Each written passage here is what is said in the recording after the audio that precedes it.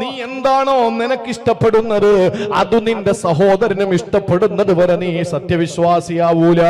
ഇത് പറയുമ്പോൾ പ്രിയപ്പെട്ട സഹോദരങ്ങളെ, പെടഞ്ഞു വീഴുന്ന ഫലസ്തീന്റെ പൊന്നുമക്കളുണ്ടല്ലോ, ഇന്നും പെടഞ്ഞ് മരിക്കുന്ന ഫലസ്തീന്റെ പൊന്നുമക്കളുണ്ടല്ലോ. 11 പേര്, കുടുംബത്തിലെ 11 പേരും മരിച്ചു കിടക്കുകയാ.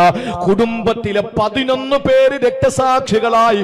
കുഞ്ഞുമക്കളടക്കം ആശുപത്രിയിൽ മോർച്ചറിയിലേക്ക് കയറി പോകുന്ന ഒരാള് ഡോക്ടറോടി വന്നിട്ട് അയാളെ വാരിപ്പിടരുന്നു, കെട്ടിപ്പിടിച്ചിട്ട് അയാളെ മുആനക്കത്ത് ചെയ്യുമ്പോൾ, അയാളെ കെട്ടിപ്പിടിക്കുന്ന സമയത്ത് ഈ മനുഷ്യനോട് ചോദിക്കുന്നു, ഡോക്ടർ ചോദിക്കുന്നു എന്താ വിശേഷമെന്ന്. ആ സമയത്ത് ആ മനുഷ്യന്റെ മറുപടി ഇന്ന് സോഷ്യൽ മീഡിയകളിൽ വൈറലാ. കുടുംബത്തിലെ 11 പേര് പൊന്നുമക്കളടക്കം ചേതനയറ്റ് കിടക്കുമ്പോ ശരീരത്തിന്റെ പാർട്സുകൾ തെറിക്കപ്പെട്ട നിലയില്, ശരീരത്തിന്റെ തല പൊട്ടിത്തെറിച്ച നിലയിൽ കിടക്കുന്ന കുഞ്ഞുമക്കളുടെ അടുത്ത് വന്നിട്ട് ആ മനുഷ്യൻ പറയുകയാണ്, ഞങ്ങൾ അല്ലാഹുവിന്റെ ദീനിൽ പരീക്ഷിക്കപ്പെടുന്ന ആദ്യത്തെ ആളുകളല്ലല്ലോ, അവസാനത്തെ ആളുകളുമല്ലല്ലോ. നമുക്ക് മുമ്പ് ഒരുപാട് പേര് ദീനിനു വേണ്ടി പെടഞ്ഞു വീണ് ഷഹീദായില്ലേ? ഇനിയും അല്ലാഹുവിന്റെ ദീനിന് പെടഞ്ഞു വീണ് ഷഹീദാകാൻ ആളുകൾ ഇരിപ്പില്ലേ? പിന്നെ നമുക്ക് എന്താ ഒരു പുതുമ? ഒന്നുമില്ല എന്ന് പറഞ്ഞിട്ട് അദ്ദേഹം അവിടെ നിന്ന് ഇറങ്ങി പോവുകയാ. 16 വർഷം മക്കളില്ലാതെ സങ്കടപ്പെട്ടിരുന്ന ദമ്പതിമാർ 16 വർഷം മക്കളില്ലാതിരുന്നു. അവസാനം അല്ലാഹു ആ പ്രിയപ്പെട്ട ഭാര്യയുടെ വയറ്റിൽ അല്ലാഹു ഒരു കുഞ്ഞിനെ കൊടുക്കുകയാ. ആ കുഞ്ഞിനെയും കൊണ്ട് പ്രിയപ്പെട്ട സഹോദരി 9 മാസം 10 ദിവസം കഴിഞ്ഞ് പ്രസവിക്കുന്നു. പ്രസവിച്ചു നോക്കുമ്പോൾ ഒന്നിനു പുറകെ ഒന്നൊന്നായി 4 മക്കളെയല്ല കൊടുത്തത്. ആ 4 മക്കളെ കിട്ടിയ സന്തോഷം അവർ കമ്മിഞ്ഞ കൊടുത്ത് കുരുതിയിരുന്നിട്ടില്ല, സ്തനപാനം നടത്തിയിട്ട് കുരുതിയിരുന്നിട്ടില്ല, എടുത്ത് ലാളിച്ച് കുരുതിയിരുന്നില്ല.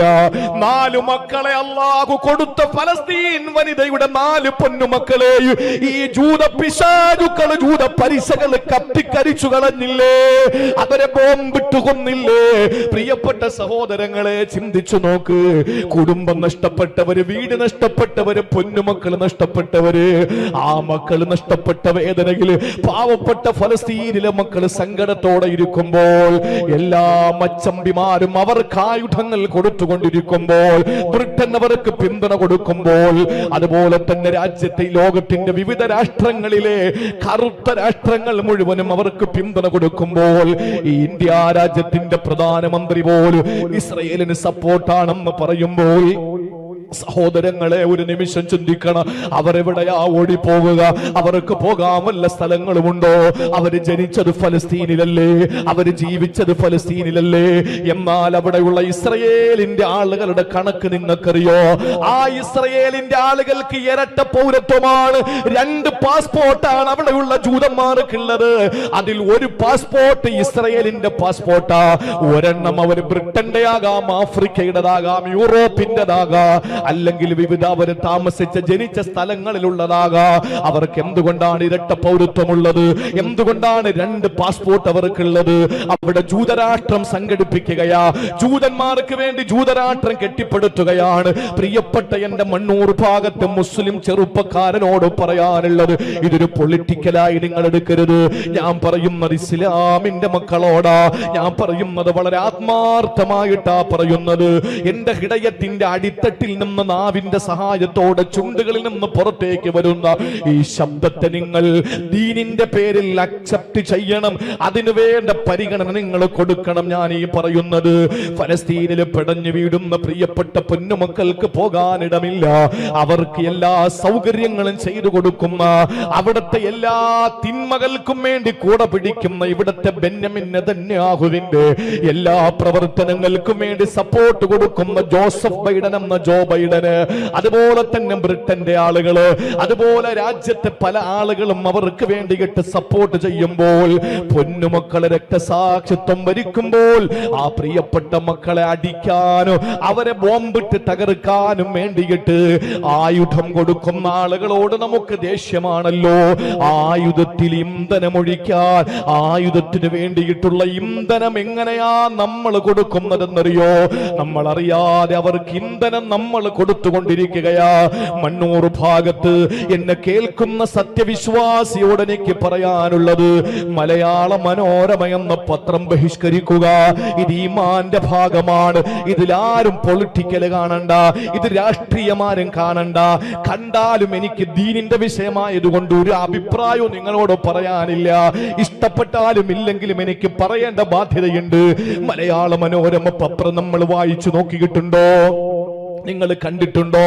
അവര് ഫലസ്തീൻ മക്കളെ തീവ്രവാദികളാക്കി കൊണ്ടിരിക്കുകയാ.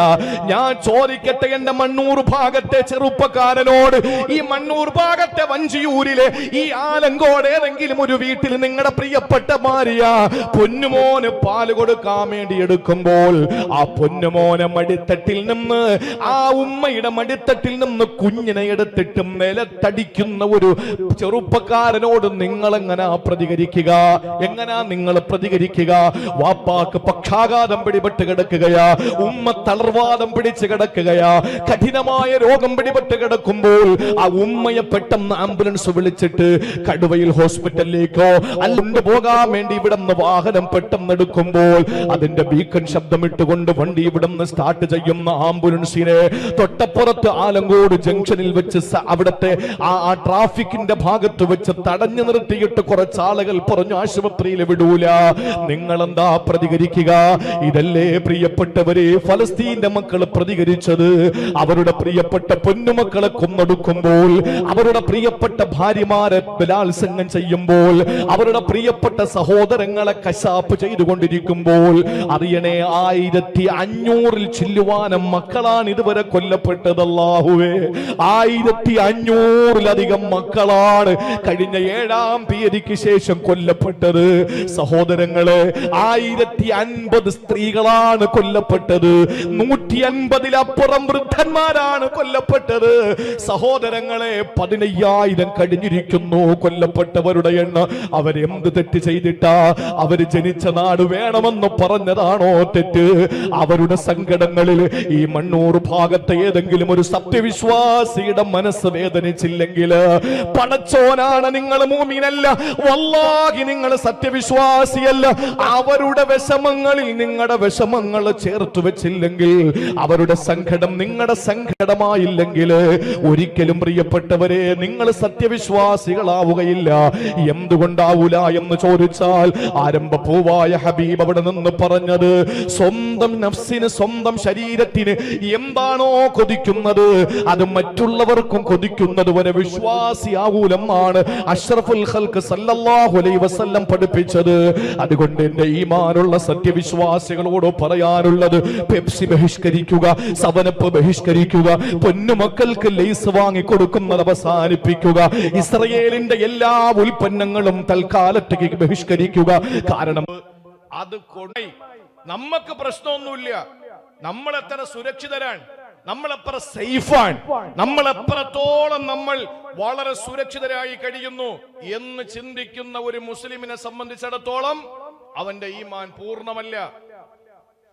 ഉറക്കം വരരുത്, ഉറക്കം വരരുത്. നമ്മുടെ ജീവിതത്തിൽ നമ്മൾ ഓരോരുത്തരും ദിവസവും കാണുന്ന വാർത്തകൾ, ആ വാർത്തകൾ ഭീകരമായി നമ്മുടെ പ്രിയപ്പെട്ട കുഞ്ഞുമക്കൾ കൊന്നൊടുക്കപ്പെട്ടുകൊണ്ടിരിക്കുമ്പോ ആ വേദന നമ്മുടെ മക്കളായിട്ട് നമുക്ക് തോന്നണം. അല്ലാത്തടത്തോളം നമ്മുടെ വിശ്വാസം പൂർണ്ണാവൂല. നിങ്ങൾ നോക്ക്, ഒരു സത്യവിശ്വാസി ഉപമിച്ചത് എങ്ങനെയാണ്? ഒരു ശരീരം പോലെയാണെന്ന് നബി മുഹമ്മദ് മുസ്തഫ. ശരീരത്തിന്റെ പ്രത്യേകത എന്താണെന്നറിയോ? ശരീരത്തിന്റെ പ്രത്യേകത എന്താ? ശരീരത്തിന്റെ പ്രത്യേകത, ഇപ്പൊ ഞാൻ ഇവിടെ നിന്ന് ഇറങ്ങി ഈ സരസീത് അങ്ങോട്ട് ഇറങ്ങുമ്പോ എന്റെ കാല് കല്ലിലൊന്ന് തട്ടി, കാല് കല്ലിലൊന്ന് തട്ടി, എന്താ അവിടെ നടക്കാൻ പോകുന്നത്?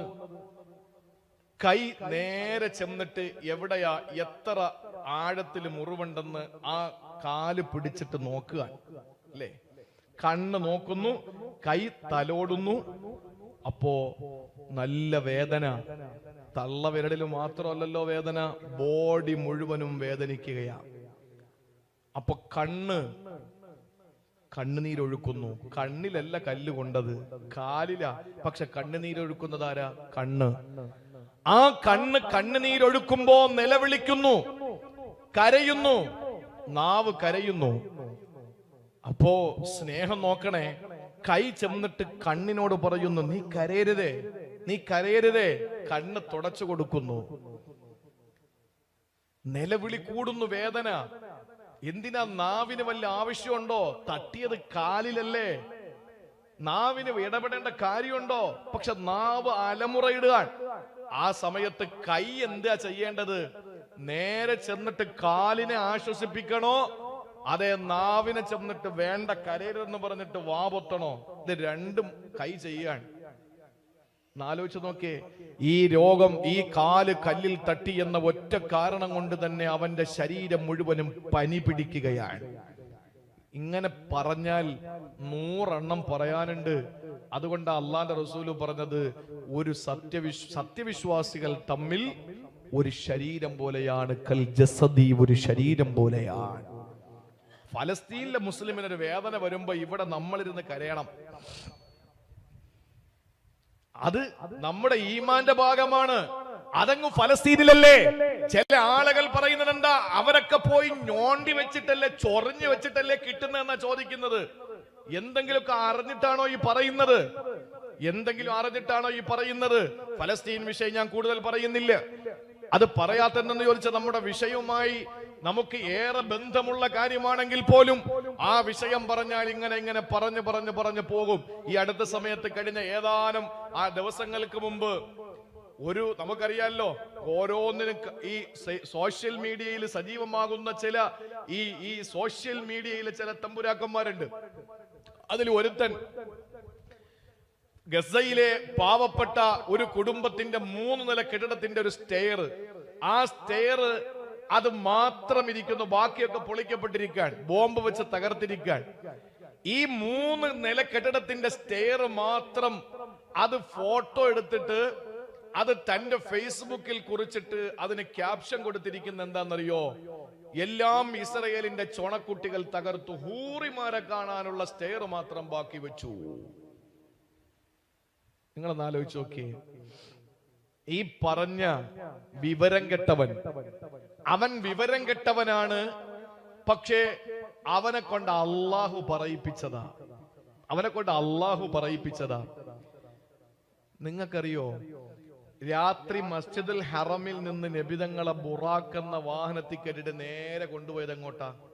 മസ്ജിദുൽ അഖ്സയിലേക്ക്. ഈ ഫലസ്തീനിലിരിക്കുന്ന ബൈത്തുൽ മുഖദ്ദസ് എന്ന മസ്ജിദുൽ അഖ്സയിലേക്ക്. ഇതിന്റെ പേര് ഇസ്രാ എന്നാണ്, നിശാപ്രയാണം. എന്നിട്ട് അവിടെ നബിതങ്ങൾ, അവിടെ ഒരുമിച്ച് കൂടിയ മുഴുവൻ പ്രവാചകന്മാർക്കും ഇമാമത്ത് നിന്ന് നിസ്കരിച്ചിട്ട് നേരെ ഒരു പോക്ക മുകളിലോട്ട്. അതിന്റെ പേര് മിഅ്റാജ്, വാനാരോഹണം എന്ന്. എന്തേ അള്ളാഹു മക്കയിൽ നിന്ന് നേരെ മുകളിലോട്ടം കൊണ്ടുപോകാത്തത്?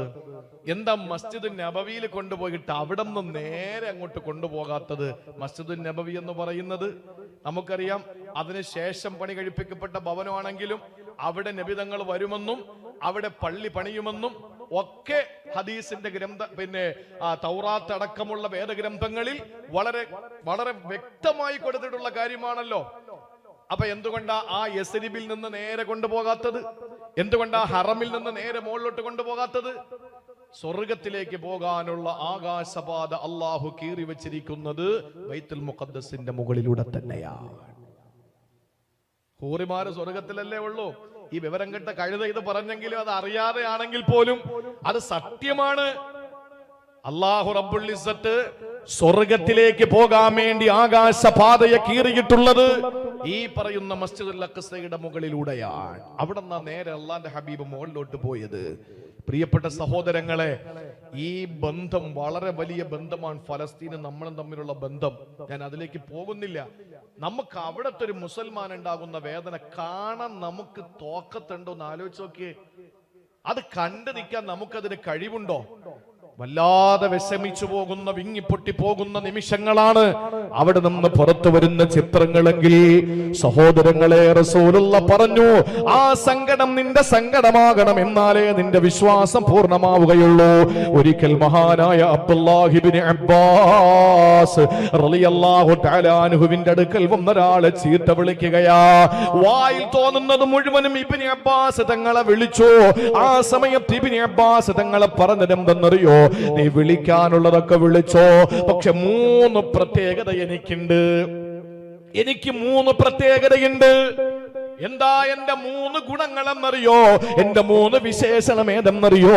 ഒന്നാമത്തേത്, ഇന്നീല ആതി അലയ്യൽ ആയത ഫീ കിതാബില്ലാഹ് ഫലവദിതു അന്ന ജമീഅൻ നാസി യഅലമൂന മിൻഹാ മാ അഅലമു.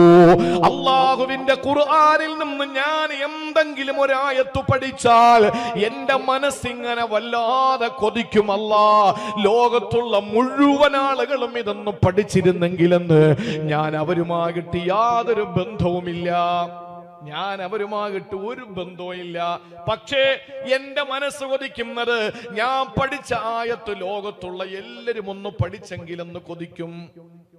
ഞാൻ പഠിച്ചത് എല്ലാവരും പഠിച്ചെങ്കിലെന്ന് ഞാൻ കൊതിക്കും. ഞാനിപ്പോ ദർസിൽ ഓതി പഠിക്കുമ്പോഴോ അല്ലെങ്കിൽ ഞാൻ കിതാബ് എടുത്ത് വായിച്ചു നോക്കുമ്പോഴോ ഒരു അറിവ് എനിക്ക് കിട്ടുമ്പോ, ഞാൻ ഈ മണ്ണൂർ ഭാഗമായിട്ട് ഒരു ബന്ധവും ഇല്ല. ഞാൻ ഇവിടുത്തെ ഇമാമല്ല, ഇവിടെ ജനിച്ചവനല്ല, എനിക്ക് പ്രത്യേക ബാധ്യതയില്ല. ഇതൊക്കെ നിലനിൽക്കവേ ഞാൻ ആഗ്രഹിക്കല്ല മണ്ണൂർ ഭാഗത്തുള്ള ആളുകളും ഇതൊന്ന് അറിഞ്ഞിരുന്നെങ്കിൽ. കാരണം എന്താ? അവര് അമല് ചെയ്യുമല്ലോ, അവരും രക്ഷപ്പെടുമല്ലോ. ഒരു ബന്ധവും ഞാനുമായിട്ടില്ല. എന്നാൽ ഞാനൊരു ആയത്ത് പഠിച്ചാൽ ലോകത്തുള്ള എല്ലാവരും അത് പഠിച്ചെങ്കിലും എനിക്ക് ആഗ്രഹം വരുന്ന ഒന്നാമത്തെ ക്വാളിറ്റി എനിക്കുണ്ട്. ഇനി രണ്ടാമത്തെ ക്വാളിറ്റി ഏതെന്നറിയോ? ഇന്നീല അസ്മഉ ബിൽ ഹാകിമി മിൻ ഹുകാമിൽ മുസ്ലിമീന യഅദിലു ഫീ ഹുക്മിഹി ഫഅഫറഹു ബിഹി വലഅല്ലി ലാ ഉഖാലി ഇലൈഹി അബദാ. നീതിമാനായ ഒരു ജഡ്ജി എവിടെയെങ്കിലും ഉണ്ടെന്നറിഞ്ഞാൽ ആ ജഡ്ജി ഉള്ളത് ഒറ്റ കാരണം കൊണ്ട് ഞാൻ വല്ലാതെ സന്തോഷിക്കും. പക്ഷെ ഒരിക്കൽ പോലും ഞാൻ എന്റെ ഏതെങ്കിലും കാര്യത്തിൽ വിധി പറയാൻ അയാളെ സമീപിക്കുകയുമില്ല. എവിടെയെങ്കിലും ഒരു ജഡ്ജിയുണ്ട്, ആ ജഡ്ജി ഒരു വിധി പുറപ്പെടുവിക്കും, അവൻ നീതിമാനായ ജഡ്ജിയാണ്. അത് ഞാൻ അറിഞ്ഞാൽ എനിക്ക് ഭയങ്കര സന്തോഷമാണ്. എന്തിന്? എനിക്ക് അവൻ വിധിച്ചിട്ടില്ല, എനിക്ക് അവൻ വിധിക്കേണ്ട കാര്യമില്ല, എന്റെ കോടതി അവിടെയല്ല. പക്ഷെ എന്നാലും എനിക്ക് വലിയ സന്തോഷമാണ്. എന്തുകൊണ്ടെന്നറിയോ? അവിടത്തെ ആളുകൾക്ക് നീതി കിട്ടുമല്ലോ. അങ്ങനത്തെ ഒരു ക്വാളിറ്റി എനിക്കുണ്ട്. നീ എന്തിനാ ചീത്ത വിളിക്കുന്ന? വിളിച്ചോ മോനെ. ഇബ്നു അബ്ബാസ് തങ്ങൾ മൂന്നാമത് പറയുന്നു, ഇന്നീല അസ്മഉ അന്നൽ ഗൈസ ഖദ് അസാബ ബലദം മിൻ ബുൽദാനിൽ മുസ്ലിമീൻ. മഴയില്ലാത്തൊരു നാട്, ക്ഷാമത്തിന്റെ പേരിൽ കഷ്ടപ്പെടുന്ന ഒരു നാട് എവിടെയെങ്കിലും ഉണ്ടെന്ന് ഞാൻ അറിയുമ്പോ, അവിടെ മഴ പെയ്തു എന്ന് ഞാൻ അറിഞ്ഞ ഫഅഫറഹു ബിഹി വമാലി ബിഹി സായിമാ. അവിടെ പോകേണ്ട ഒരു കാര്യവും എനിക്കില്ല, എനിക്കവിടെ ബന്ധുക്കളുമില്ല. പക്ഷെ പടച്ചോനെ, അവിടത്തെ ആളുകൾക്ക് വെള്ളം കിട്ടിയല്ലോ, അവിടത്തെ ജനങ്ങൾക്ക് സന്തോഷമാണല്ലോ, ക്ഷാമം മാറി ക്ഷേമം വന്നല്ലോ, അവർക്ക് കുടിക്കാൻ വെള്ളം കിട്ടുമല്ലോ. ഈ ഒരു സന്തോഷം എനിക്ക് വല്ലാതെ എന്നെ പിടിച്ചുലയ്ക്കുകയാണ് എന്ന് ഇബ്നു അബ്ബാസ് റളിയല്ലാഹു അൻഹു പറഞ്ഞെങ്കിൽ, സഹോദരങ്ങളെ, ഈ അദ്ദേഹത്തിന്റെ 3 പ്രത്യേകതകൾ നിങ്ങളൊന്ന് പരിശോധിച്ചേ. ഇതെല്ലാം മറ്റുള്ളവർക്കുള്ള സന്തോഷമാണ്. ഒന്ന്, ഞാൻ പഠിച്ചത് എനിക്ക് ബന്ധുക്കളില്ലാത്തൊരു നാടായാലും കുഴപ്പമില്ല, അവിടെ ഉള്ളവരൊക്കെ ഒന്ന് അറിഞ്ഞെങ്കിൽ അവരും അമല് ചെയ്തേനെ. 2, എവിടെയെങ്കിലും ഒരു നീതിമാനായ കോടതിയിലെ ജഡ്ജി ഉണ്ടെങ്കിൽ എനിക്ക് അവിടെ പോകേണ്ട കാര്യമില്ലെങ്കിൽ പോലും അവിടത്തുകാർക്ക് നീതി കിട്ടുമല്ലോ. നമ്മളാണെങ്കിലോ ആരെങ്കിലും പിടിച്ചോണ്ട് പോയാൽ ചിന്തിക്കുക, അല്ലാഹ് അവൻ ജയിലിടിഞ്ഞാ പോലും പുറത്തിറങ്ങല്ലേ തമ്പുരാനെ. നമ്മളെങ്ങനെ വിശ്വാസിയാവുക? നമ്മൾ ഇപ്പോഴും ആഗ്രഹിക്കുന്ന, നമുക്ക് കിട്ടുന്നതിനേക്കാൾ കൂടുതൽ അപ്പുറത്ത് കിട്ടണമെന്ന് ആഗ്രഹിക്കുന്ന ഒറ്റ കാര്യമുള്ളൂ. ഏതാ? കറണ്ടിന്റെ ബില്ല്. ഇതല്ലാത്ത ഏതെങ്കിലും നമ്മൾ കൊതിക്കുവോ? നമുക്ക് കിട്ടുന്നതിനേക്കാൾ കൂടുതൽ അപ്പുറത്ത് കിട്ടട്ടെ എന്ന് ആഗ്രഹിക്കുന്ന കറണ്ടിന്റെ ബില്ലല്ലാതെ വേറെ ഒന്നുമില്ല. എന്റെ പൊന്ന സഹോദരങ്ങളെ, നമുക്ക് കിട്ടിയില്ലെങ്കിലും ഒന്ന് ആലോചിച്ച് നോക്കിയേ. ഒരു മനുഷ്യൻ, നമ്മുടെ ഒരു മോനും വേറൊരു കുട്ടി, വേറൊരാളുടെ മകനും കൂടി മത്സരിച്ചു. ആ മത്സരത്തിൽ നമ്മുടെ കുട്ടി പരാജയപ്പെട്ടു. അവൻ സഹജമായി നമുക്ക് വിഷമമല്ലേ ഉണ്ടാവുക, നമുക്ക് വിഷമമല്ലേ ഉണ്ടാവുക. എന്നാൽ അതല്ല വേണ്ടത്. അൽഹംദുലില്ലാഹ്, എന്റെ വീട്ടിൽ ഞാൻ സന്തോഷിക്കുമ്പോ അവന്റെ വീട്ടിൽ അവൻ ദുഃഖിക്കുമായിരുന്നല്ലോ തമ്പുരാനെ, ഇപ്പൊ അവന്റെ വീട്ടിൽ സന്തോഷമുണ്ടല്ലോ, അൽഹംദുലില്ലാഹ്. അവൻ സന്തോഷിക്കുന്ന കണ്ടാ മതി. അത്രയും വിശാല മനസ്സാർക്കുള്ളത് അവനാണ് സത്യവിശ്വാസി. അങ്ങനെയാണെങ്കിൽ നമ്മളൊക്കെ ഏത് ഗണത്തിൽ പെടും? ആലോചിച്ച് നോക്കി, നമ്മളൊക്കെ ഏത് ഗണത്തിൽ പെടും? അതാണ് പറഞ്ഞത്, നീ നിനക്ക് വേണ്ടി എന്റെ കൊതിക്കുവോ? അവനവനാത്മസുഖത്തിന് ആചരിക്കുന്നവ അപരന് സുഖത്തിനായി വരേണം. നമ്മൾ എന്താണോ നമുക്ക് വേണ്ടി കൊതിക്കുന്നത് അത് മറ്റുള്ളവനും കിട്ടണം. ഇതാണ് മൂന്നാമത്തെ ഹദീസ്. ഞാൻ പറഞ്ഞത് മറന്നു പോകരുത്. 4 ഹദീസുകൾ, 5 ലക്ഷം ഹദീസുകളെ എഴുതി വെച്ചിട്ട് 5000-ഓളം ഹദീസുകൾ തന്റെ സുനനിൽ രേഖപ്പെടുത്തി അബൂദാവൂദ് തങ്ങൾ പറയുന്നു, 4 ഹദീസ് മതി ഒരു മനുഷ്യൻ നന്നാവാൻ.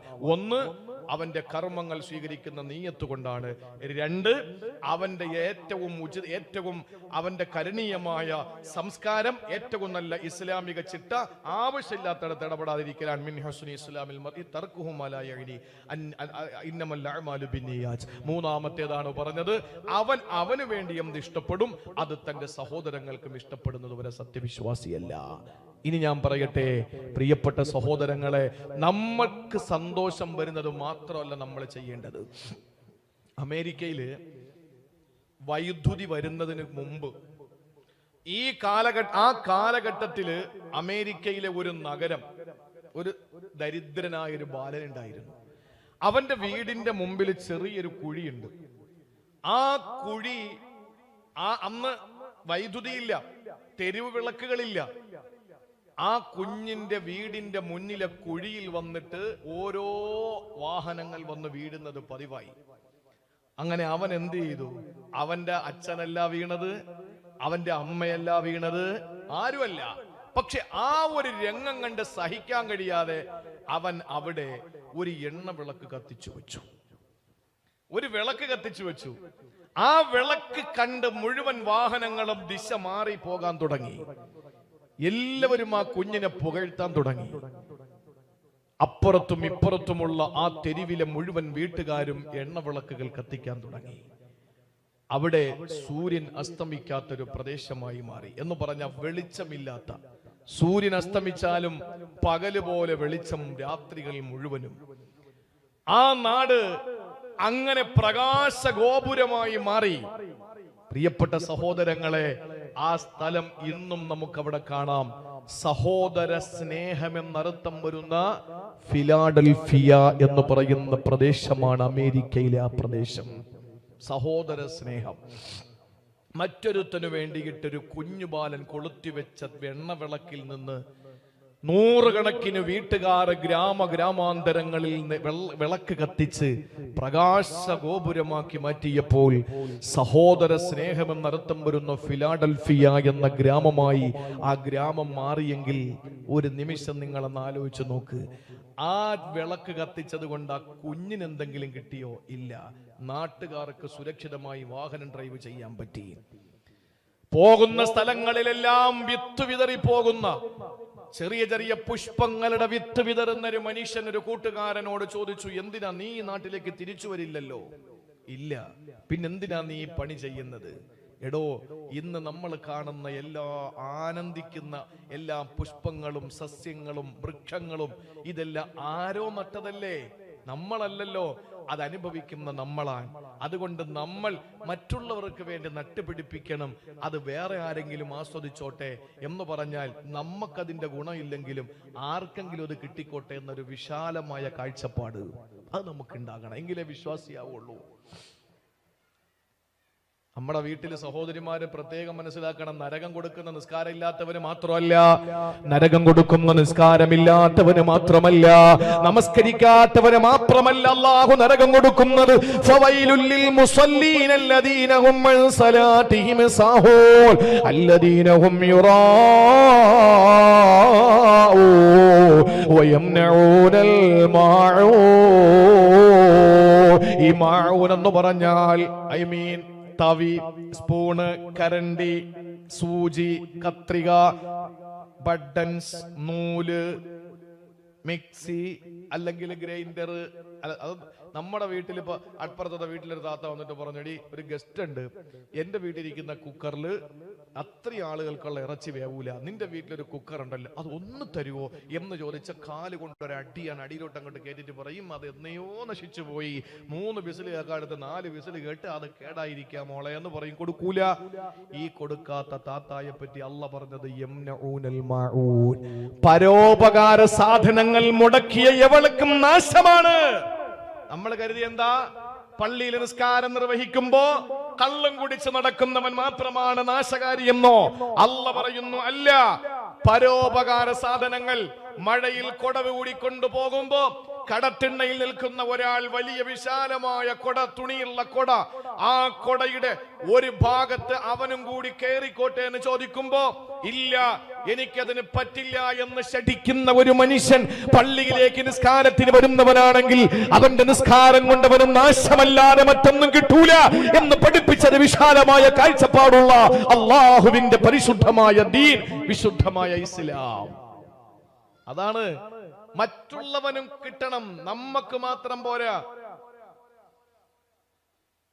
കല്യാണത്തിന്റെ സദ്യ വിളമ്പുന്ന, കല്യാണത്തിന്റെ ഭക്ഷണം വിളമ്പുന്ന സമയത്ത് 200-300 പേര് ഒരേ സമയം ഇരിക്കുന്ന ഡൈനിങ് ഹാൾ, അതിൽ ഒരു ചെയർ മാത്രം അവശേഷിക്കുന്നുണ്ട്. നമ്മൾ കുറെ ആളുകൾ ഇങ്ങനെ ആ മറ്റേ ഗ്രില്ലിന്റെ അവിടെ നിൽക്കുകയാണ്. ആ മാമ പോയി ഇരുന്നോളി കഴിക്ക്, അല്ലെ കൊച്ചാപ്പ ഇരുന്നോളി കഴിക്കും എന്ന് പറയുന്ന ഏത് മക്കളാണുള്ളത്? കൊച്ചാപ്പായി മാമായൊക്കെ വീട്ടില് തോളി കൂടെ ചവിട്ടി ഓടും, ഇല്ലേ? അത് നിങ്ങൾ കഴിച്ചിട്ട് മതി, ഞങ്ങൾക്ക് പിന്നെ മതി എന്ന് പറയുന്നത് ആരാ? അവനാണ് സത്യവിശ്വാസി, അവനാണ് സത്യവിശ്വാസി. അപ്പൊ ചോദിക്കുക, അങ്ങനെയാണെങ്കിൽ പിന്നെ എങ്ങനെ? അങ്ങനെയാണെങ്കിൽ അങ്ങനെയല്ലേ? നമ്മൾ ആരും മുസ്ലിങ്ങളല്ല, യഥാർത്ഥ സമ്പൂർണ്ണ മുസ്ലിങ്ങളല്ല, തീരെ മുസ്ലിങ്ങളല്ല എന്നല്ല, ഈമാൻ പൂർണ്ണമായിട്ടില്ല, ഈമാൻ പൂർണ്ണമായിട്ടില്ല. അതുകൊണ്ട് പ്രിയപ്പെട്ടവരെ, സാമൂഹിക ബാധ്യതകൾ ഏറെയാണ്, സാമൂഹിക ബാധ്യതകൾ ഏറെയാണ്. ഈ മണ്ണൂർ ഭാഗത്തെ പള്ളിയുടെ മിനാരത്തിൽ നിന്ന് ഹയ്യ അലസ്സലാ, ഹയ്യ അലൽ ഫലാ എന്ന വിളി വരുമ്പോൾ ഇതാണ് വിജയം, ഇവിടെയാണ് വിജയം, ഇവിടെയാണ് നമസ്കാരം. സടകുടൻ എഴുന്നേറ്റ് പള്ളിയിൽ വന്ന് നിസ്കരിക്കുന്ന ചെറുപ്പക്കാരാ, നിസ്കാരം കഴിഞ്ഞ് നീ പുറത്തിറങ്ങിയിട്ട് വീട്ടിലേക്ക് പോയപ്പോൾ തൊട്ടപ്പുറത്തെ ഒരു വീട്ടിൽ പട്ടിണി കിടക്കുകയാണ്, അവന്റെ വീടിന് അടുപ്പിന് തീ പകയുന്നില്ല. ഇതറിഞ്ഞിട്ട് നീ അവിടെ നിസ്കാരം കഴിഞ്ഞ് വീട്ടിലേക്ക് പോയി മൃഷ്ടാന ഭോജനം നടത്തിയിട്ട് ലോഹറിന്റെ ബാങ്ക് വിളിക്കുന്നതിന് മുമ്പേ നീ പള്ളിയിലേക്ക് വരുന്ന ചെറുപ്പക്കാരാ, പ്രിയപ്പെട്ട ഉപ്പാ, നീ എങ്ങനെയാണ് മുസ്ലിമാകുന്നത്? ഇല്ല, വലൈസൽ മുഅ്മിനുല്ലദീ യശ്ബഉ വജാറുഹു ജായിഉൻ ഇലാ ജംബിഹി വഹുവ യഅലം. അഷ്റഫുൽ ഖൽഖ് പറയുന്നു, അയൽവാസി പട്ടിണി കിടക്കുന്നത് അറിഞ്ഞുകൊണ്ട് വയറ് നിറച്ചു മൃഷ്ടാന ഭോജനം നടത്തുന്നവന് എന്റെ സമുദായത്തിൽ പെട്ടവനെ അല്ല. ഇത് പഠിപ്പിച്ച പ്രവാചകന് സാമൂഹിക ബാധ്യത, ഒരു സമാജത്തില്, ഒരു സൊസൈറ്റിയില്, ഒരു സമൂഹത്തില് അവൻ എങ്ങനെയാണ് ഇടപെടേണ്ടതെന്ന് പഠിപ്പിച്ചല്ലോ സഹോദരങ്ങള്. ഞാനും മാറ്റിയും എന്റെ തട്ടാനും എന്ന ചിന്ത മാറ്റിയേ മുസ്ലിം ആവുകയുള്ളൂ. അതുകൊണ്ടാണ് അഷ്റഫുൽ ഖൽഖ് പറഞ്ഞത്, ഈ ഒരൊറ്റ ഹദീസ് നിങ്ങളുടെ ജീവിതത്തിൽ ചലനം സൃഷ്ടിക്കേണ്ടതുണ്ട്.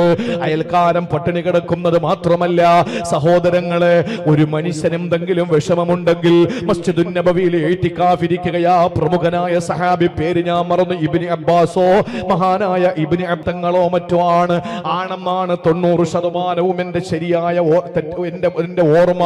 അത് ശരിയായി കൊള്ളണമെന്നുമില്ല. അദ്ദേഹം മസ്ജിദുൻ നബവിയിൽ ഇഅ്തികാഫിരിക്കുകയാ. ആ സമയത്ത് ഒരു മനുഷ്യൻ സങ്കടപ്പെട്ട് വന്നിട്ട് ചോദിച്ചു, എനിക്ക് കടമുണ്ട്, വല്ലാത്ത കടമാണ്, ആ കടം നിങ്ങളൊന്ന് വന്ന് പറഞ്ഞാൽ ചിലപ്പോ അദ്ദേഹം കുറച്ച് ഡേറ്റ് നീട്ടിത്തരാൻ സാധ്യതയുണ്ട്, ഒന്ന് വരുവോ തങ്ങളെ? ആ സമയത്ത് മസ്ജിദുൻ നബവിയിലാണ് അദ്ദേഹം ഇഅ്തികാഫിരിക്കുന്നത്. എഴുന്നേറ്റു. എന്നിട്ട് അദ്ദേഹത്തോടൊപ്പം പോകാൻ വേണ്ടി പുറത്തിറങ്ങുമ്പോൾ ഈ മനുഷ്യൻ പെട്ടെന്ന് തന്നെ അദ്ദേഹത്തോട് ചോദിച്ചു, മാപ്പാക്കണേ, നിങ്ങൾ ഇഅ്തികാഫിരുന്ന ആളല്ലേ, അതുകൊണ്ട് ഞാൻ ചോദിച്ചപ്പോ നിങ്ങൾ കൂടെ വന്നതല്ലേ, വിഷമമായോ? ആ സമയത്ത് ഇബ്നു അബ്ബാസ് റളിയല്ലാഹു അൻഹു ആ ഖബർ ഷരീഫിലേക്ക് ചൂണ്ടുകയാ, ഹുജ്റത്തു ഷരീഫിലേക്ക് ചൂണ്ടുകയാ. കാരണം എന്തെന്നറിയോ? അല്ലാഹുവിന്റെ റസൂൽ വഫാത്തായി എണ്ണപ്പെട്ട ദിവസം കഴിഞ്ഞിട്ടേ ഉള്ളൂ. ആ ഖബറിലേക്ക് ചൂണ്ടിയിട്ട് ആ ഇബ്നു അബ്ബാസ് തങ്ങൾ പറഞ്ഞു, കരഞ്ഞുകൊണ്ടാ പറയുന്നത്, എന്റെ റസൂല് പറഞ്ഞിട്ടുണ്ട്, ഈ മസ്ജിദുൻ നബവിയിൽ ഇഅ്തികാഫിരിക്കുന്നതിനേക്കാൾ എത്രായിരം മടങ്ങ് കൂലിയാണ് ഒരു സഹോദരന്റെ ഏതെങ്കിലും ഒരു ആവശ്യത്തിന് വേണ്ടി അവനെ പുറപ്പെടുന്നത് എന്ന്. അതുകൊണ്ട് ഞാൻ ഈ മസ്ജിദുൻ നബവിയിൽ ഇഅ്തികാഫിരിക്കേണ്ട ബാധ്യതയുള്ളവനാണ്. പക്ഷേ അതിനേക്കാൾ എനിക്ക് പുണ്യം കിട്ടുന്നത് നിങ്ങളോടൊപ്പം വന്ന് നിങ്ങളുടെ കാര്യങ്ങൾ പൂർത്തീകരിച്ചു തരുമ്പോഴാ. സഹോദരങ്ങളെ, ഇതിനാണ് സാമൂഹ്യ ബാധ്യത. നമ്മൾ എന്ത് ഇഷ്ടപ്പെടുന്നു അത് മറ്റുള്ളവർക്കും ഇഷ്ടപ്പെടുന്നത് വരെ വിശ്വാസിയാവൂല. അള്ളാഹു നമുക്ക് സത്യവിശ്വാസികളുടെ ലിസ്റ്റിൽ നമ്മളെ ഉൾപ്പെടുത്തട്ടെ. ഇനി 4ാമത്തെ ഹദീസിലേക്ക് ഞാൻ കടക്കുകയാ. അതേതാ റസൂൽ പറഞ്ഞത്? ഹലാലു ബയ്യിൻ വൽ ഹറാമു ബയ്യിൻ. ഹലാല് വ്യക്തമാണ്, ഹറാമും വ്യക്തമാണ്. സഹോദരങ്ങളെ, ഹലാൽ നമുക്ക് വ്യക്തമാണ്, ഹറാമും നമുക്ക് വ്യക്തമാണ്. പക്ഷെ ഇതിന്റെ ഇടയിൽ ഒരു സംഗതിയുണ്ട്, നമ്മൾ പലപ്പോഴും തിരിച്ചറിയാത്തൊരു കാര്യമാണ്. ഹലാല് വ്യക്തമാണ്, ഹറാമ് വ്യക്തമാണ്. പക്ഷെ ഇത് രണ്ടിന്റെയും ഇടയിൽ ഏതോ ഒരു സംഗതി കൂടിയുണ്ട്. നമ്മുടെ വീട്ടുമുറ്റത്തിറങ്ങി നിന്നപ്പോൾ നമ്മുടെ കൺമുമ്പിൽ, നമ്മുടെ പറമ്പിലെ തെങ്ങിൽ നിന്ന് തേങ്ങ വീണു. ഹലാലാണ്, നമുക്ക് വ്യക്തമായി. കാരണം നമ്മൾ നോക്കിക്കുമ്പോഴാണ് തേങ്ങ വീണത്. നമ്മൾ നോക്കി നിന്നപ്പോ അപ്പുറത്ത് നിൽക്കുന്ന ആ അപ്പുറത്തെ അയൽവാസിയുടെ പറമ്പിൽ നിന്ന് തേങ്ങ നമ്മുടെ പുരയിടത്തിൽ വീണു. ഹറാം വ്യക്തമായി, അത് നമുക്ക് എടുത്തൂടാ. ഇതാണ് ഹലാലും ഹറാമും. സിമ്പിൾ ആയിട്ട് മനസ്സിലാക്കുക. നോക്കി നിൽക്കുമ്പോ നമ്മുടെ പറമ്പിൽ നിന്നൊരു തേങ്ങ വീണു, ഹലാൽ. നോക്കി നിൽക്കുമ്പോ ആരാന്റെ പറമ്പിൽ നിന്നൊരു തേങ്ങ വീണു, ഹറാം. പക്ഷേ ഇത് രണ്ടും തെങ്ങടുത്താ നിൽക്കുന്നത്. രാത്രി കിടന്നുറങ്ങിയിട്ട് നേരം വെളുത്ത് സുബഹി നിസ്കാരം കഴിഞ്ഞ് പള്ളിയിൽ നിന്ന് വരുന്ന വഴിയിൽ നമ്മുടെ പറമ്പിൽ ഒരു തേങ്ങ കിടക്കുന്നു. അത് രാത്രി ഏതീന്ന് വീണു എന്നറിയില്ല. അതാണ് ഇത് രണ്ടിന്റെ ഇടയ്ക്കുള്ള സംഗതി. നമ്മൾ എന്ത് ചെയ്യും? നമ്മളെ തന്നെ, പിന്നെ അല്ലാതെ അവനെങ്ങാനും തേങ്ങ കൊണ്ടോന്നും പറഞ്ഞ് നമ്മൾ അങ്ങോട്ട് പോകും.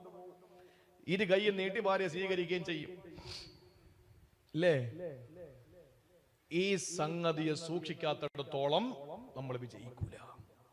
ഹറാമിനെ അല്ല, ഇമാം അഹമ്മദിന്റെ അടുക്കൽ, ഇമാം അഹമ്മദ് റഹിമഹുള്ളയുടെ അടുക്കൽ ബന്ധുക്കൾ കുറച്ച് തൈര് കൊണ്ടുവന്ന് ഭക്ഷണത്തിൽ ചേർക്കാൻ വേണ്ടിയിട്ട് ഇമാം അഹമ്മദ് ചോദിച്ചു, ഇത് ഹലാലാണോ ഹറാമാണോ?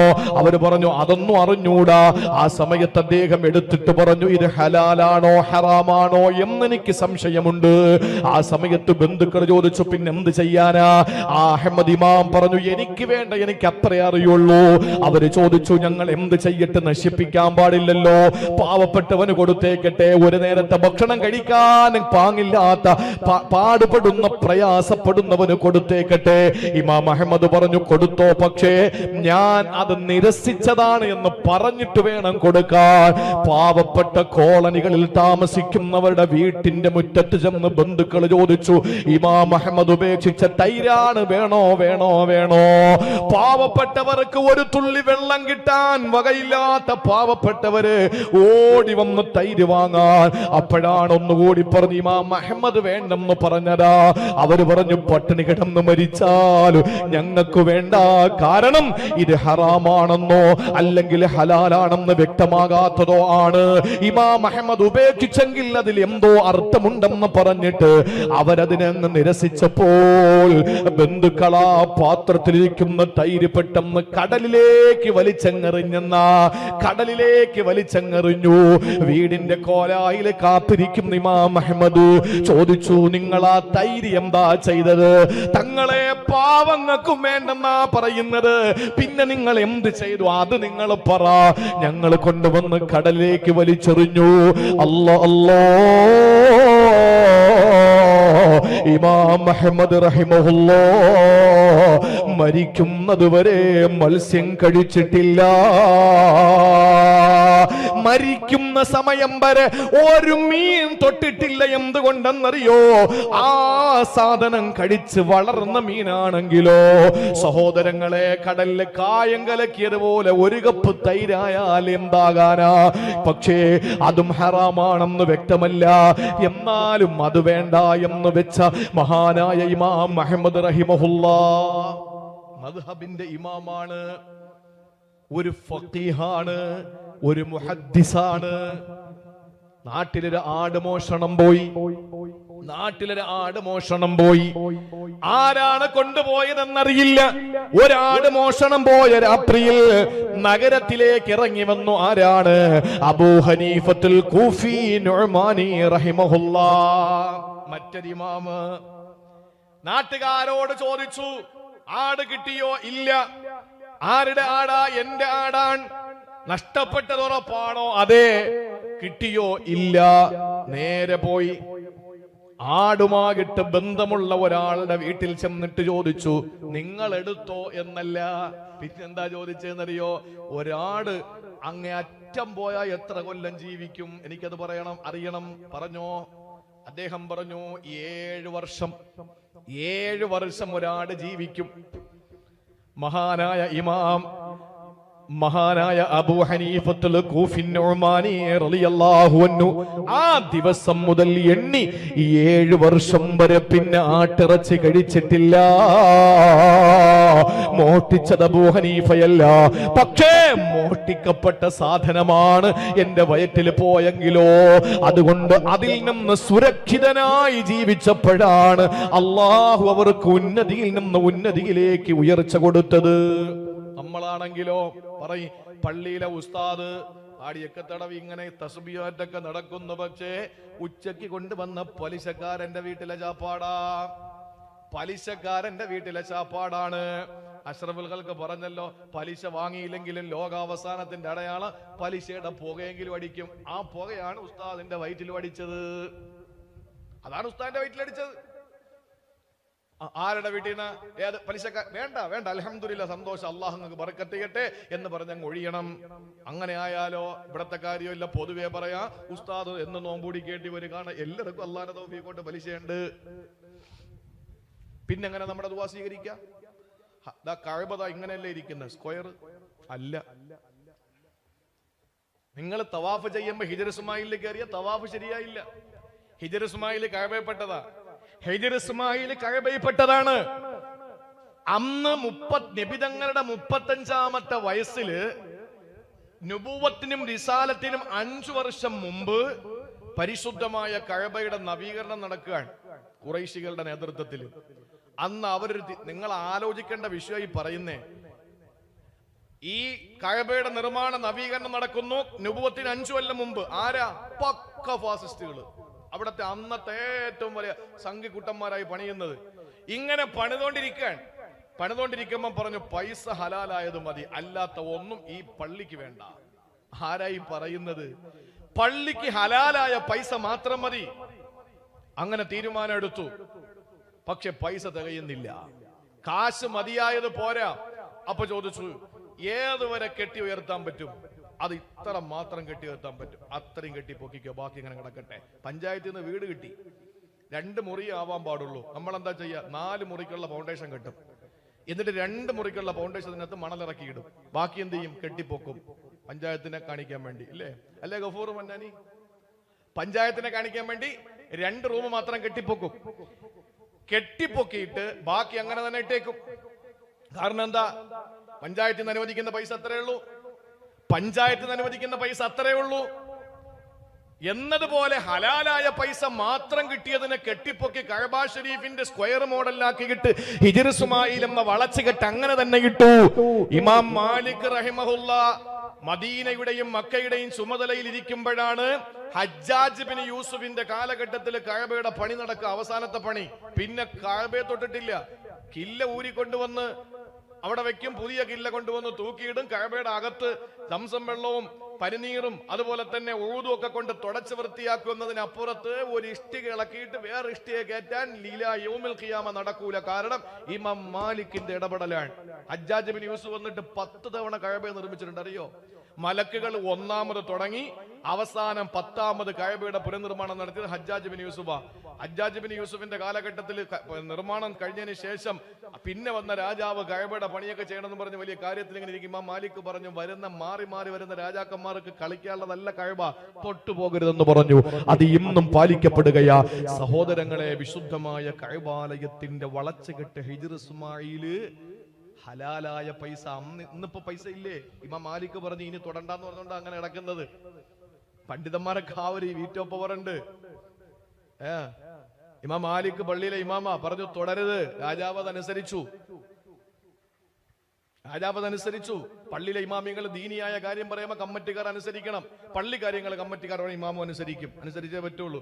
ഉസ്താദെ ലീവ് ഇങ്ങനെയാണ്, ഉസ്താദ് അനുസരിച്ചേ പറ്റുള്ളൂ. നിസ്കാരത്തിൽ നിങ്ങൾ അങ്ങനെ ചെയ്യണം, ഫാത്തിഹ ഇങ്ങനെ ആക്കണമെന്ന് പറഞ്ഞാൽ ചെയ്യരുത്. കാരണം അത് നമ്മൾ പറഞ്ഞ കേൾക്കണം. അല്ലെങ്കിൽ നിങ്ങൾ നോക്ക്, ഇമാമത്തിരിക്കുന്ന ഉസ്താദ് ശമ്പളം 10 രൂപയുള്ളൂ, അല്ലെങ്കിൽ 12 രൂപ ഉണ്ട്. ബാക്കിൽ ഇമാം പുറകിൽ നിൽക്കുന്ന കമ്മിറ്റിക്കാർ, പ്രസിഡന്റ്, സെക്രട്ടറി ഒക്കെ ഗവൺമെന്റ് ഉദ്യോഗസ്ഥരായിരിക്കാം, അല്ലെങ്കിൽ അല്ലാതിരിക്കാം. പക്ഷേ ഞാൻ ചോദിക്കട്ടെ, ഈ ഇമാമ് സുജൂദിൽ കിടക്കുന്ന ഇമാമ് ചിന്തിക്കണം ഒരു 10 സെക്കൻഡ് കൂടെ കിടക്കട്ടെന്ന് വിചാരിച്ചാൽ നമ്മൾ കിടന്നു കൊടുത്തേ പറ്റൂ. അയാൾ തലപൊക്കിയാലേ നമുക്ക് തലപൊക്കാൻ പറ്റൂ. മതപരമായിട്ട് അയാളെ നമ്മൾ പിൻപറ്റുന്നത്. അൽ ഇമാം എന്ന് പറഞ്ഞാൽ അല്ലത് യുത്തമു ബിഹി, അവനെ തുടരുന്നവനാണ് ഇമാം. മൗമും എന്ന് പറഞ്ഞാൽ പുറകെ നിൽക്കുന്നവൻ. അയാള് ഒരു 5 സെക്കൻഡ് മുമ്പ് റുക്കു ചെയ്യണമെന്ന് തീരുമാനിച്ചാൽ നമ്മളും കൂടെ പോണം. അതാണ് അനുസരണ. ആ ഇമാം മാലിക്കിനെ അനുസരിച്ചുകൊണ്ടാണ് ഇന്നും സൗദി ഭരണാധികാരി സൽമാൻ രാജാവോ കിരീടാവകാശി മുഹമ്മദ് ബിൻ സൽമാനോ ഒന്നും തൊടാത്ത. എന്തിന്റെ പേരില? പൈസ ഇല്ലാത്തത് കൊണ്ടല്ല. നമ്മുടെ ധാരണ ഉണ്ടോ? ഇവിടുന്ന് പോകുന്നവർക്ക് ധാരണ ഉണ്ട്. ഇവിടുന്ന് അവിടുത്തെ പള്ളിപ്പണി അടക്കയില്ലേ, എന്താ കുറച്ച് 10 പക്കറ്റ് സിമന്റ് കൊടുക്കാന്നും പറഞ്ഞ് ആരെങ്കിലും പൈസ കൊണ്ടുപോയിട്ടുണ്ടോ? കഴവയില് ഒരു കാണിക്കപ്പെട്ടി വെച്ചാൽ ലോകം മൊത്തം വാങ്ങാനുള്ള പൈസ അവിടെ കിട്ടൂലേ? കാണിക്കപ്പെട്ടി ഉണ്ടോ? എൻ്റെ അവിടെ ഒരു ഉംറയ്ക്ക് ഒന്നൊരു സഹോദരൻ നിസ്കാരം കഴിഞ്ഞ് പാവം അറിഞ്ഞില്ല. അപ്പൊ അദ്ദേഹം ഉംറയ്ക്ക് എനിക്ക് ഉംറ കച്ചവടമൊന്നും ഇല്ല, ഞാൻ പറഞ്ഞത് ഉംറയ്ക്ക് പോയപ്പോ എന്റെ കൂടെ ഉണ്ടായിരുന്ന ഒരു സഹോദരൻ, അദ്ദേഹം സലാം വീട്ടിൽ തീർന്നപ്പോ എന്റെ അടുത്ത് ചോദിച്ചു, ഈ ബക്കറ്റ് എടുക്കൂലേ എന്ന് ചോദിച്ചു. ഇവിടെ ജുമയ്ക്ക് ബക്കറ്റ് എന്ന് പറഞ്ഞാൽ നമ്മുടെയൊക്കെ നാട്ടിലുള്ളൊരു ധാരണയാണ് അവിടെ ഉള്ളത്. നമ്മളൊക്കെ ഈ ബക്കറ്റ് കളക്ഷനും ഇവിടെ കിട്ടുന്ന കാര്യങ്ങളൊക്കെ കൊണ്ട് നമ്മൾ ജീവിക്കുന്നത്. അവിടെ അതിൻ്റെ ഒന്നും ആവശ്യമില്ല. അവിടെ ആർക്കെങ്കിലും പൈസ കൊടുത്താലോ പൈസ ഇടാൻ തുനിഞ്ഞാലോ ഒക്കെ അകത്താവും. പിന്നെ നമ്മൾ പുറത്തിറങ്ങാൻ പറ്റൂല. അപ്പൊ അതുകൊണ്ട് ഞാൻ പറഞ്ഞു വന്നത്, പ്രിയപ്പെട്ട സഹോദരങ്ങളെ, ഹറാമായ പൈസ നമ്മുടെ പള്ളികളിൽ കുന്നുകൂടാൻ തുടങ്ങി. കുന്നുകൂടെ ഉള്ള കാര്യമായി പറയുന്നത്, ഹറാമായ പൈസ പള്ളിയിൽ വരാൻ തുടങ്ങിയപ്പോൾ എന്താ സംഭവിച്ചത്? പള്ളിക്കകത്തിരുന്ന് ദുആ ഇരുന്നിട്ട് അല്ലാഹ് ഒന്നും കേൾക്കുന്നില്ല, സ്വീകരിക്കൂല. ഒരിക്കൽ അഷ്റഫുൽ ഖൽഖ് സല്ലല്ലാഹു അലൈഹി വസല്ലമയുടെ മുമ്പിൽ സഅദ് റളിയല്ലാഹു അൻഹു വന്നു. എന്നിട്ട് ചോദിക്കുന്നു, നബിയേ, എനിക്ക് വേണ്ടി അങ്ങ് ദുആ ചെയ്യണേ റസൂലേ.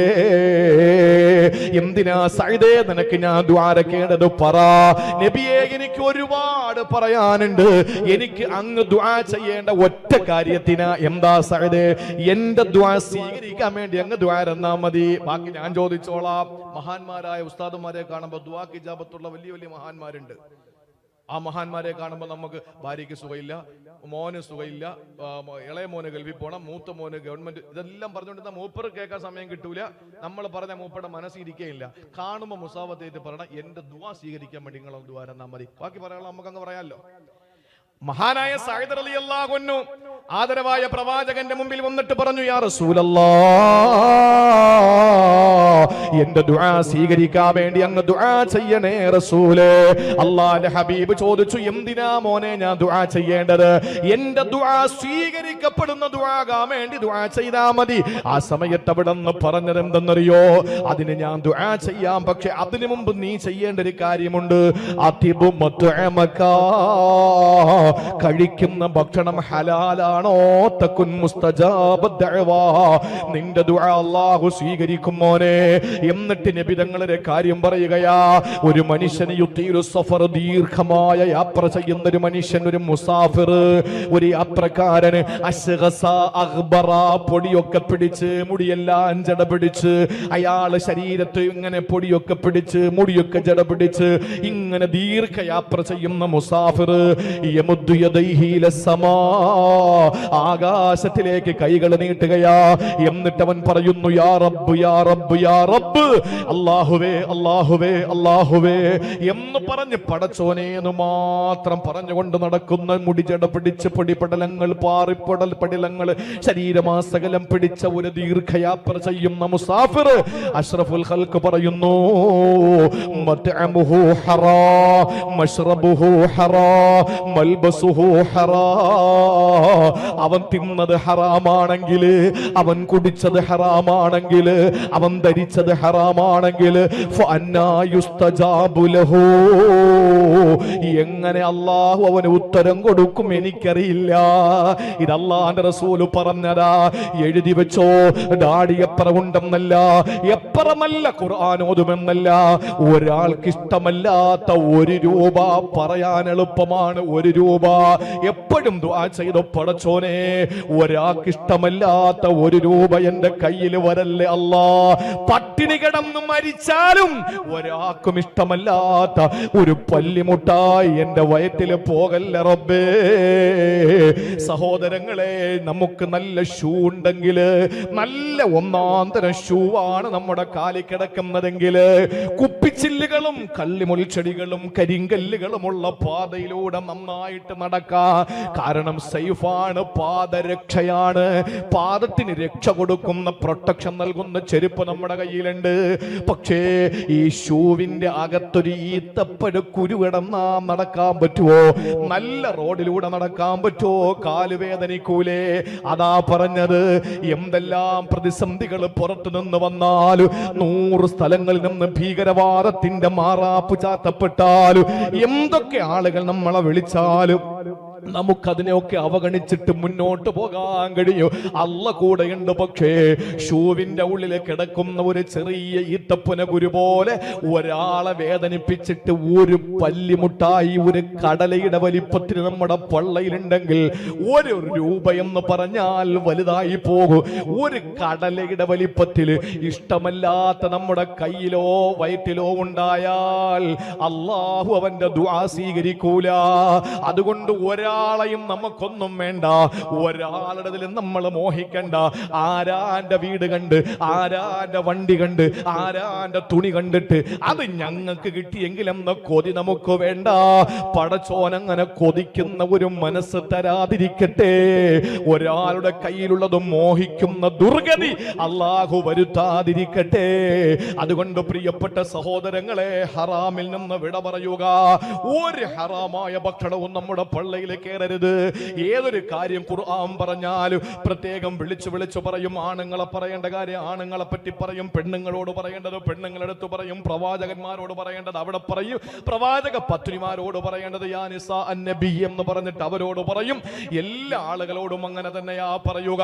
പക്ഷേ ഏതെങ്കിലും ഒരു കാര്യം അല്ലാഹു ഏറ്റവും ഗൗരവമായിട്ടുണ്ടെങ്കിൽ അത് പറയേണ്ടവരെ പ്രത്യേകം വിളിച്ച് പറയുമെങ്കിൽ, മുഴുവൻ മനുഷ്യരെ വിളിച്ചുകൊണ്ട് യാ അയ്യുഹന്നാസ് എന്ന് വിളിച്ചൊരു കാര്യം പറഞ്ഞ അതേ കാര്യം യാ അയ്യുഹല്ലദീന ആമനൂ എന്ന് വിളിച്ചിട്ട് വിശ്വാസികളോടും പറഞ്ഞു അതേ കാര്യം തന്നെ. അതേ കാര്യം തന്നെ യാ അയ്യുഹർ റസൂൽ, പ്രവാചകന്മാരെ എന്ന് വിളിച്ചിട്ട് അവരോടും പറഞ്ഞിട്ടുണ്ടെങ്കിൽ ഖുർആനിൽ അത് ഒന്നേ ഒന്ന് മാത്രമേ ഉള്ളൂ. അതേതെന്നറിയോ? നിസ്കാരമല്ല, നോമ്പല്ല, സക്കാത്തല്ല, ഹജ്ജല്ല. ഏത് കാര്യത്തെ പറ്റിയാ? ഒന്ന് യാ അയ്യുഹന്നാസ്. ഖുർആനിൽ 20 സ്ഥലങ്ങളിൽ യാ അയ്യുഹന്നാസ് ഉണ്ട്. അത് ജനങ്ങളോട് പറയേണ്ട കാര്യമാ. 89 സ്ഥലങ്ങളിൽ യാ അയ്യുഹല്ലദീന ആമനൂ ഉണ്ട്. അത് മുസ്ലിങ്ങളോട് മാത്രം പറയേണ്ട കാര്യമാണ്. ജനങ്ങളെ എന്ന് വിളിച്ചിട്ടൊരു കാര്യമല്ല പറഞ്ഞു. അതേ പ്രമേയം തന്നെ വിശ്വാസികളെ എന്ന് വിളിച്ചിട്ടും പറഞ്ഞു. അതേ കാര്യം തന്നെ അവരിലുള്ള പ്രവാചകന്മാരെ വിളിച്ചിട്ടും പറഞ്ഞു യാ അയ്യുഹർ റസൂൽ. ഏതാ കാര്യമെന്നറിയോ? ഇത് 3 കൂട്ടരോടും ഒരേ കാര്യം തന്നെ പറഞ്ഞ ഖുർആനിൽ ഒന്നേ ഒന്ന്. അതെന്താണ്? നിങ്ങൾ കുലൂ മിന ത്വയ്യിബാ, ഹലാലായ ഭക്ഷണം മാത്രമേ നിങ്ങൾ കഴിക്കാൻ പാടുള്ളൂ. ഇത് പറഞ്ഞ അങ്ങനെ പോകും. നമ്മുടെ സമയം തീർന്നിരിക്കുന്നു പ്രിയപ്പെട്ട സഹോദരങ്ങളെ. അതുകൊണ്ട് ഹറാം വ്യക്തമാണ്, ഹലാലും വ്യക്തമാണ്. അതിന്റെ ഇടയിലുള്ള ആ ശുബ്ഹാത്തുകളിൽ പെട്ടതിനെ സൂക്ഷിക്കേണ്ട ബാധ്യത നമുക്കുണ്ട്. അതുകൊണ്ട് ജാഗ്രത. ഈ 4 ഹദീസുകൾ മതി, ഈ 4 ഹദീസുകൾ മതി. 5 ലക്ഷത്തോളം ഹദീസുകളെ എഴുതി പിടിപ്പിച്ച് 5000-ഓളം ഹദീസുകൾ 4800 എന്നും 5242 എന്നൊക്കെ അഭിപ്രായം പലതാ. അഹമ്മദ് ഇമാം അബൂദാവൂദിന്റെ സുനനില് 5000-ഓളം ഹദീസുകൾ അല്ലെങ്കിൽ റിവായത്തുകൾ വ്യത്യസ്തമാകും. അതിനപ്പുറത്ത് ഹദീസുകളെ രേഖപ്പെടുത്തിയ ഇമാം പറയുന്നു 4 ഹദീസ് മതി ഒരു മനുഷ്യന് നന്നാകാൻ. അതിൽ 1 നീയത്ത് നന്നാക്കലാണ്. 2 പ്രിയപ്പെട്ട സഹോദരങ്ങളെ, ഒരു മനുഷ്യന് ആവശ്യമില്ലാത്തതിൽ ഇടപെടാതിരിക്കലാണ്. 3-മത്തേത് തനിക്കും ഇഷ്ടപ്പെടും അത് മറ്റുള്ളവനും ഇഷ്ടപ്പെടലാണ്. 4-മത്തേത് ഹലാൽ ഹറാമും വ്യക്തമാണ്, പക്ഷെ അതിന് ഇടയിലുള്ള ശുബ്ഹാത്ത് സൂക്ഷിക്കലാണ്. അല്ലാഹു റബ്ബുൽ ഇസ്സത്ത് അതിന് തൗഫീക്ക് നൽകട്ടെ. അല്ലാഹു നമുക്ക് നല്ല നിലയിൽ ജീവിച്ച് നല്ല ഭക്ഷണം കഴിച്ച് നല്ല നിയത്തോടുകൂടി ആവശ്യമില്ലാത്തതിൽ ഇടപെടാതെ നമ്മൾ എന്താണോ കൊതിക്കുന്നത് അതെല്ലാവർക്കും കിട്ടാൻ വേണ്ടി ആഗ്രഹിക്കുന്ന യഥാർത്ഥ മുസ്ലിം ഉമ്മത്തിൽ വ്യക്തി സാമൂഹ്യ ബാധ്യതകൾ സംരക്ഷിക്കുന്ന മുത്തഖീങ്ങളിൽ അല്ലാഹു നമ്മളെ ഉൾപ്പെടുത്തി അനുഗ്രഹിക്കുമാറാവട്ടെ.